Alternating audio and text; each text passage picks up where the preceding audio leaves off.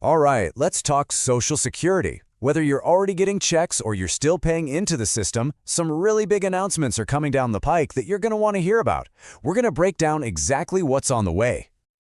Okay, so first things first, there's a date you need to know, October 15th. Go ahead, you might want to circle it on your calendar. But why? What makes this one day so important for literally millions of Americans? Well, that's the day the Social Security Administration, the SSA, officially drops 5 crucial adjustments that will take effect in 2026. And believe me, these adjustments could touch everything from the size of your monthly check to how you even qualify for benefits to begin with. So yeah, it's a big deal. Let's dive right in. All right, first up, the one everyone's eyes are on, the cost of living adjustment, or as we all call it, COLA. This is basically the annual raise that's supposed to help your benefits keep up with inflation. And, it directly impacts how much money actually hits your bank account each month. So the big question is, what's the number looking like?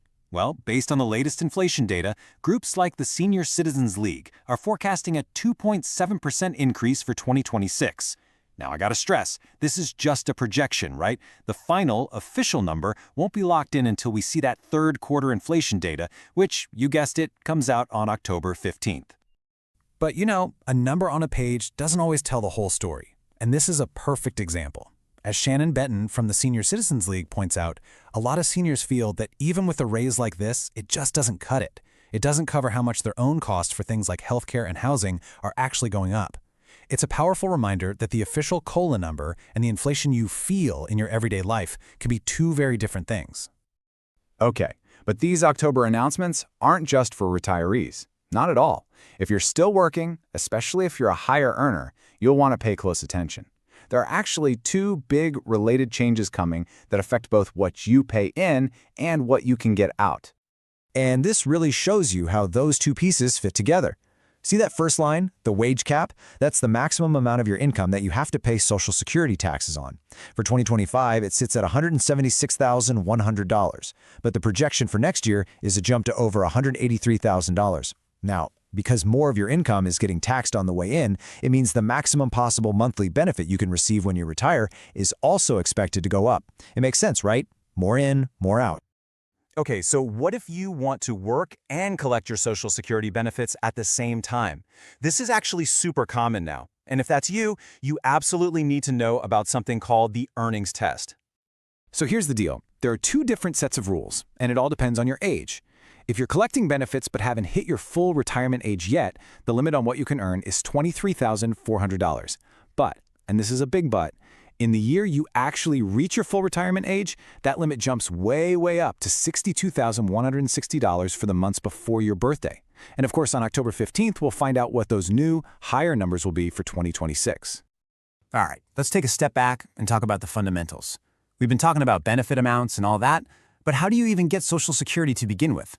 It all boils down to these little things called work credits. And when it comes to work credits, there's a magic number, and that number is 40.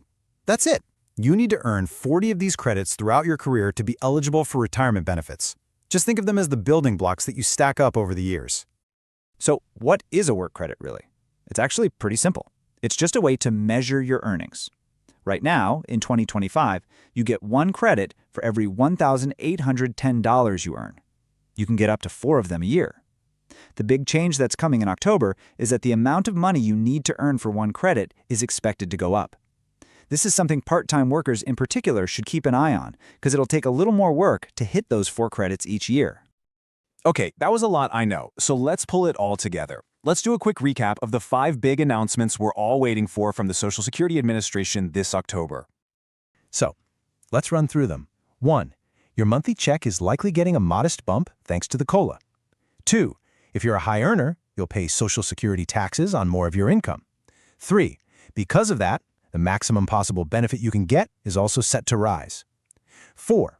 You'll be able to earn more money while collecting benefits without a penalty. And 5. It's probably going to take a little more in earnings to get one of those all-important work credits. And that really brings us to the big picture question, doesn't it? Every single year, all these numbers get tweaked and adjusted for inflation, for the economy. It's a super complex system that's trying to adapt. But the real question, the one that matters to you, is this. As all these official numbers change, do you feel like the system is actually keeping up with your life and your expenses? It's definitely something to think about.